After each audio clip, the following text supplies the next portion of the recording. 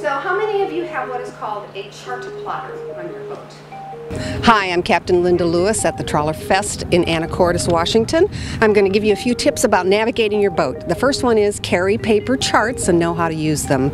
Don't drive your boat like it's a video game. Get your eyes up out of the electronics screen, look outside the window. The best two navigation tools you have lie on either side of your nose. The GPS signal accuracy that's available to you as a recreational boater today is so much better than it used to be, and it outstrips the accuracy of the charts we're using. On a 1 to 40,000 scale chart, you can be as much as 120 feet off the X marks the spot. And that autopilot is a wonderfully reliable crew member, but you have to dial in the heading in simple autopilot mode.